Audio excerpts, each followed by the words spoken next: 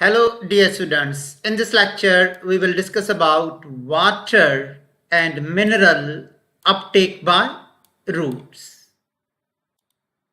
Dear students, the roots of the plant are adapted to absorb minerals and water from the soil. Plant के जो roots होते हैं वो adopted होते हैं सॉइल से मिनरल को एब्जॉर्ब करने के लिए और वाटर को एब्जॉर्ब करने के लिए. तो वाटर क्यों ज़रूरी होता है प्लांट्स के लिए? Because water is a universal solvent for all the biochemical reactions which are taking place in the cell, जिसकी वजह से प्लांट्स को पानी चाहिए, वो रूट से अपटेक करते हैं. तो फिर मिनरल्स क्यों चाहिए? Dear students, minerals are the ions that are needed for chlorophyll synthesis. Chlorophyll की सिंथेसिस में एक बहुत ही इंपॉर्टेंट आयन होता है मैग्नीशियम आयन, जो कि सेंट्रली लोकेटेड होता है क्लोरोफिल के मॉलिक्यूल में. और उसके अलावा डियर स्टूडेंट्स, ये जो मिनरल्स होते हैं वो प्लांट की हेल्थ को प्रोमोट करते हैं. In order to get healthy plant growth, plants need minerals which are taken up by roots. Okay dear students, that was the introduction. Dear students, आप इस पिक्चर को देखें, आप इस इमेज को देखें. ये पिक्चर, ये इमेज प्लांट की रूट से रेडियल ट्रांसपोर्ट को शो कर रहा है. किसको शो कर रहा है बेटा?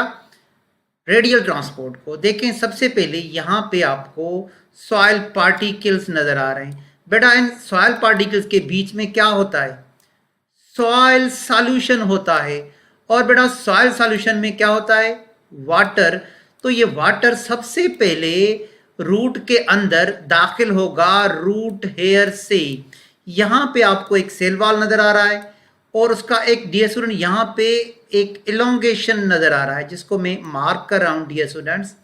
तो यहाँ पे आपको सेल वॉल का, एपिडर्मल सेल्स के सेल वॉल का इलोंगेशन नजर आ रहा है. इसको कहते हैं root hair. Root hair is an elongated tubular extension of an epidermal cell of root. तो यहाँ से डियर स्टूडेंट्स पानी अंदर आएगा सबसे पहले कहाँ पे? रूट हेयर में. और यहाँ से ये एपिडर्मल सेल्स में चला जाएगा. ठीक है, यहाँ पे आपको एक वैक्यूल नजर आ रहा है. उसके बाद ये दूसरे सेल में वाटर चला जाएगा. उसके बाद रूट के कुछ टिश्यूज होते हैं जिसको पानी को क्रॉस करना है. तो सबसे पहले पानी आएगा रूट के एपिडर्मल टिश्यूज में. ठीक है डियर स्टूडेंट्स, एपिडर्मस को क्रॉस करते हुए वाटर चला जाएगा दूसरे टिश्यू में रूट के. उस दूसरे टिश्यू का नाम है कॉर्टेक्स, कॉर्टिकल टिश्यू. फिर यहाँ से पानी चला जाएगा तीसरे टिश्यू में. उस तीसरे टिश्यू का नेम है एंडोडर्मिस. तो यहाँ से कॉर्टेक्स से पानी कहाँ चला गया? एंडोडर्मिस से. और फाइनली डियर स्टूडेंट्स, पानी पहुँचेगा जाइलम में. तो यहाँ तक पानी पहुँचा. तो पानी ने जो जर्नी की, जो ट्रैवल किया, वो रूट हेयर सेल से एपिडर्मिस सेल्स में, फिर उसके बाद कॉर्टेक्स में, फिर उसके बाद एंडोडर्मिस में. तो डियर स्टूडेंट्स, इसको क्या कहा जाता है? इसको कहा जाता है रूट रेडियल ट्रांसपोर्ट. देखें, ये हमारे Sindh text book board Jamshoro का पेज नंबर 336 है. और यहाँ पे डियर स्टूडेंट, ये जो डायग्राम शो किया गया है, ये डायग्राम शो कर रहा है dear students radial root transport, जो कि मैंने आपको प्रीवियस स्लाइड पे समझाया. इसको हम और ज़्यादा क्लियर करते हैं. ठीक है dear students, this is the same diagram of our text book showing radial root transport. तो सबसे पहले बेटा आप मुझसे पूछोगे, डेफिनेशन पूछोगे, रेडियल ट्रांसपोर्ट किससे कहा जाता है? This is the definition of radial transport. Radial transport is root linking a central point. देखें, अब यहाँ से जो पानी सॉइल सॉल्यूशन से अंदर आ रहा है वो मूव करता हुआ पहुँचेगा सेंट्रल पॉइंट पे, जिसको मैं मार्क कर रहा हूँ स्टील. तो पानी सबसे पहले अंदर आएगा रूट हेयर से. यहाँ से पानी आएगा डियर स्टूडेंट्स, ये पहला टिश्यू है जिसको मैं सर्किल कर रहा हूँ. इस टिश्यू का नाम है एपिडर्मस टिश्यू. उसके बाद पानी अंदर आएगा दूसरे टिश्यू में जिसको मैं सर्किल कर रहा हूँ कॉर्टेक्स. कॉर्टेक्स से होता हुआ पानी तीसरे टिश्यू में आएगा जिसको मैं सर्किल कर रहा हूँ एंडोडर्मिस. और यहाँ से डियर स्टूडेंट ये सेंट्रल जाइलम और फ्लोएम के स्टीलर टिश्यू में चला जाएगा। तो इसको कहते हैं रेडियल ट्रांसपोर्ट, जो कि एक रूट है जो किसी भी ट्रांसपोर्ट को लिंक कर देता है सेंट्रल पॉइंट से। तो यहाँ पे central point dear student still है। तो अब हम रेडियल रूट ट्रांसपोर्ट को और आसान चार्ट पे पढ़ते हैं डियर स्टूडेंट्स। वाटर और मिनरल रेडियल रूट ट्रांसपोर्ट में सबसे पहले अंदर आएंगे रूट हेयर सेल से, और उसके बाद ये स्टूडेंट ये वाटर और मिनरल्स मूव करेंगे रेडियली थ्रू कुछ कंसेंट्रिक लेयर्स से, कुछ टिश्यूज से। सबसे पहले क्रॉस करेंगे एपिडर्मिस को, उसके बाद पानी और मिनरल क्रॉस करेंगे कॉर्टेक्स को, उसके बाद पानी और मिनरल क्रॉस करेंगे एंडोडर्मिस को। फाइनली कहाँ चले जाएंगे? सेंट्रल स्टील में। तो फिर आप क्वेश्चन पूछोगे डियर स्टूडेंट्स, स्टील किसे कहते हैं? What is stele? This is the definition of stele. Stele is the central core mass किसका? Of the stem and root. ये स्टील स्टेम में भी होता है, रूट में भी होता है, और हम यहाँ पढ़ रहे हैं रूट को। Okay, of a vascular plant consisting of vascular tissues, उसमें जाइलम भी आ गया और डियर स्टूडेंट फ्लोएम भी आ गया। तो this is the chart showing radial root transport. तो डियर स्टूडेंट, जैसा कि मैंने कहा कि पानी को रूट के कुछ टिश्यूज को, कुछ कंसेंट्रिक लेयर्स को क्रॉस करना होता है। तो वो 3 इंपॉर्टेंट टिश्यूज हैं जिसको पानी को क्रॉस करना है। देखिए डियर स्टूडेंट, सबसे पहले पानी अंदर आएगा एपिडर्मल सेल्स के एलोंगेशन से, जिसको आप और हम क्या कह रहे हैं? Root hair. तो यहाँ से पानी पहले जाएगा एपिडर्मिस के टिश्यू में, फिर यहाँ से डियर स्टूडेंट्स पानी जाएगा कॉर्टेक्स के टिश्यू में, यहाँ से पानी जाएगा एंडोडर्मिस के टिश्यू में, फिर यहाँ से चला जाएगा वो सेंट्रल स्टील यानी जाइलम के वेसल्स में या जाइलम के सेल्स में। तो अब आपको मैं सिंपल डेफिनेशन पढ़ा रहा हूँ इन तीनों टिश्यूज की। ठीक है डियर स्टूडेंट, पहला टिश्यू कौन सा है? Epidermis. Very simple definition, this is the outer layer of the cells with root hair cells, जहाँ पे रूट हेयर के एलोंगेशन आपको नजर आ रहे हैं। उसके बाद डियर स्टूडेंट्स हम डिफाइन करते हैं कॉर्टेक्स को। What is cortex? This is the inner side of the epidermis tissue. तो कॉर्टेक्स में एक पेरेन्काइमा के सेल्स होते हैं, ये एपिडर्मस से इनसाइड पे लोकेटेड होता है। और उसके बाद endodermis, endodermis this is the inner most layer of the cortex. Cortex के अंदर वाले हिस्से पे एंडोडर्मिस होता है। तो पानी को इन तीनों टिश्यूज को क्रॉस करना होता है। ठीक है डियर स्टूडेंट्स, तो ये हो गया रेडियल ट्रांसपोर्ट। देखें मैं सिंप्लीफाई कर रहा हूँ रेडियल ट्रांसपोर्ट को। पानी अंदर आएगा रूट हेयर सेल से, उसके बाद रेडियल ट्रांसपोर्ट में डियर स्टूडेंट सबसे पहले इसको क्रॉस करना है एपिडर्मिस के टिश्यू को। ठीक है, और पानी हमेशा क्रॉस करेगा from higher water potential to lower water potential, जिसको आप और हम ऑस्मोसिस कहते हैं। उसके बाद उसको क्रॉस करना होगा सेकंड टिश्यू कॉर्टेक्स को, जिसको मैं यहाँ पे सर्किल कर रहा हूँ। उसके बाद इसको तीसरे टिश्यू को क्रॉस करना होगा डियर स्टूडेंट्स, उसको क्या कहते हैं? एंडोडर्मिस। और फाइनली वो स्टीलर रीजन के जाइलम में चला जाएगा। इसको कहते हैं रेडियल ट्रांसपोर्ट। तो कौन से पाथवेज अवेलेबल हैं, कौन से रूट्स अवेलेबल हैं? Dear students, the routes of water that can take through the root. 3 pathways हमारे टेक्स्ट बुक में मेंशन किए गए हैं dear students. 3 pathways are available for water to enter xylem। देखें कौन कौन से।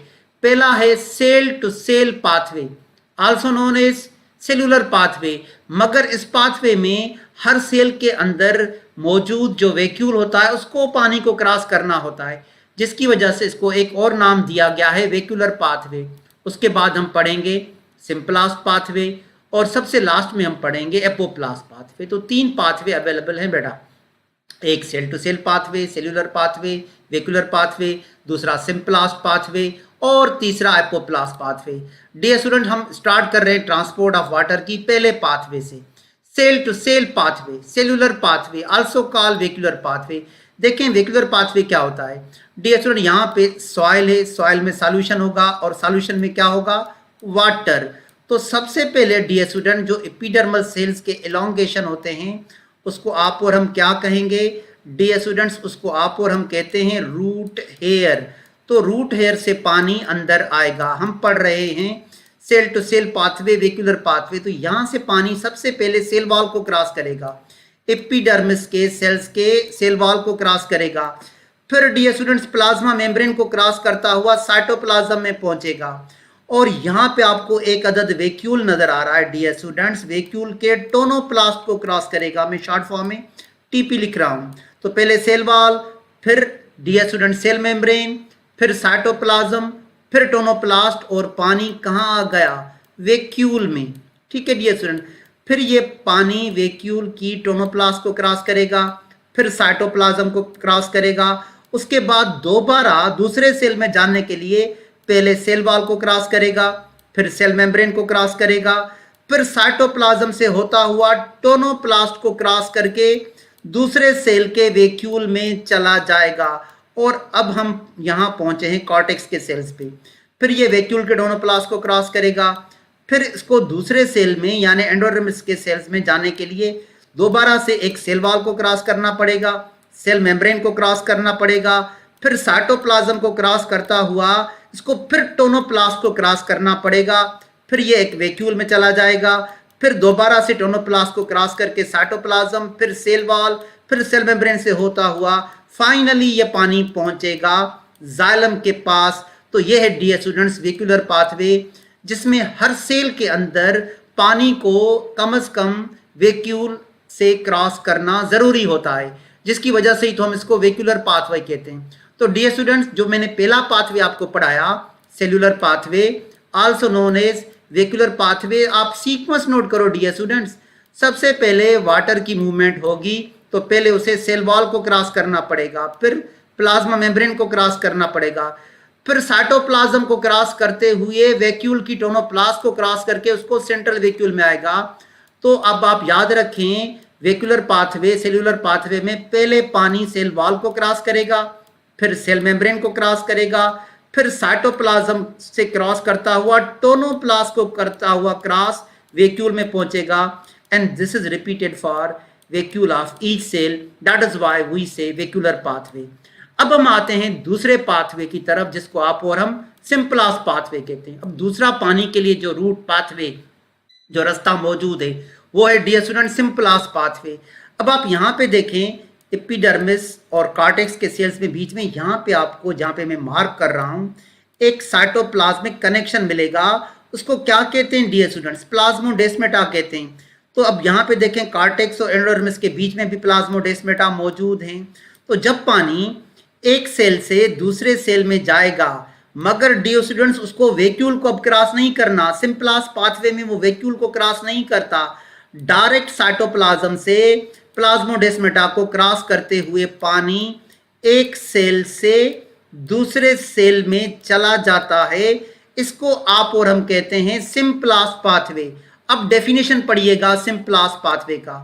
इन symplast pathway water moves from cytoplasm to cytoplasm via cytoplasmic connections known as plasmodesmata। देखिए डियर स्टूडेंट, हम एपिडर्मिस से स्टार्ट कर रहे हैं। पहले ये पानी रूट हेयर से ही अंदर आएगा, तो अब यहाँ पे पानी पहुँच गया कहाँ पे, एपिडर्मिस के सेल्स के साइटोप्लाज्म में। अब डियर स्टूडेंट ये वैक्यूल को क्रॉस नहीं कर रहा, ये डायरेक्ट साइटोप्लाज्म को क्रॉस कर रहा है। साइटोप्लाज्म को क्रॉस करके दूसरे सेल के साइटोप्लाज्म में चला गया। तो उसने किसको क्रॉस किया, प्लाज्मोडेस्मेटा को।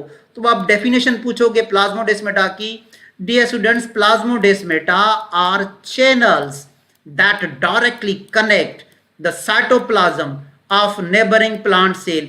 तो एक प्लांट सेल अपने दूसरे नेबरिंग प्लांट सेल से कनेक्टेड होता है प्लाज्मोडेस्मेटा के through.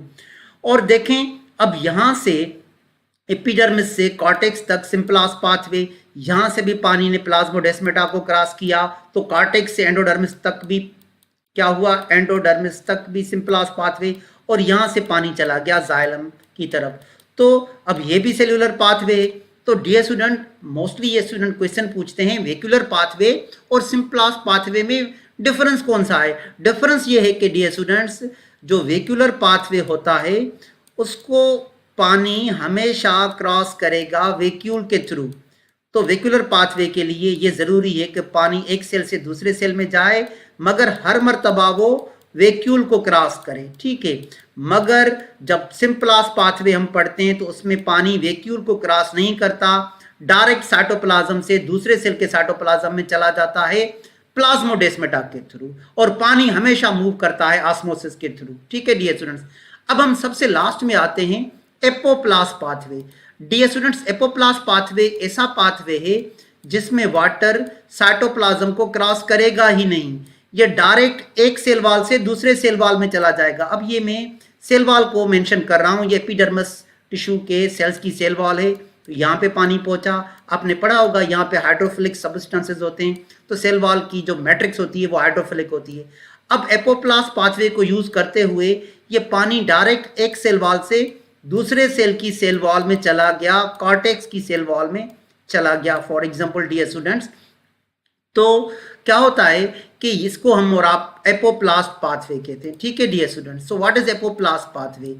The apoplast pathway is where the water takes a route going from cell wall to cell wall, not entering the cytoplasm at any point. ठीक है dear student, तो पानी बिल्कुल cytoplasm को यूज नहीं कर रहा, डायरेक्ट एक सेल वॉल को यूज करते हुए दूसरे सेल वॉल में चला जाता है। ठीक है डियर स्टूडेंट्स, इसको आप और हम क्या कहते हैं?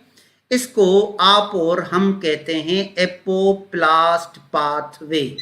ये स्टूडेंट, जब पानी एंडोडर्मिस तक पहुंचता है एपोप्लास्ट के थ्रू, तो यहाँ पे एंडोडर्मिस में एक वेक्सी बेल्ट आ जाता है जिसको कैस्पेरियन स्ट्रिप कहते हैं, और ये पानी की एपोप्लास्ट मूवमेंट को ब्लॉक कर देता है।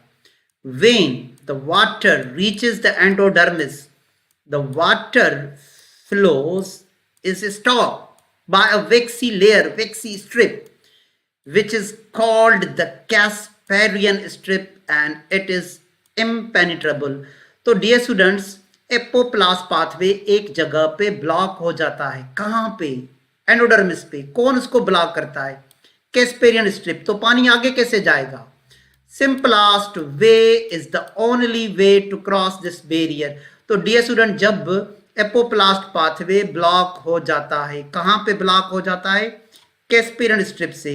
तो आगे जाने के लिए प्लाज्मोडेस्माटा मौजूद हैं, मगर यहाँ से पानी को अंदर आना पड़ेगा। कहाँ पे? साइटोप्लाज्म में। फिर आगे जाने के लिए एक ही रास्ता मौजूद है, प्लाज्मोडेस्माटा सिम्प्लास। तो अगर एंडोडर्मिस में एपोप्लास्ट पाथवे को कैस्पेरियन स्ट्रिप ब्लॉक कर देता है तो पानी आगे जाएगा, जाइलम तक जाएगा, मगर उसके लिए एक ही रास्ता है, symplast pathway is the only way to cross the barrier. तो डियर स्टूडेंट्स, आज हमने uptake of water and minerals by roots पढ़ा। Thank you dear students.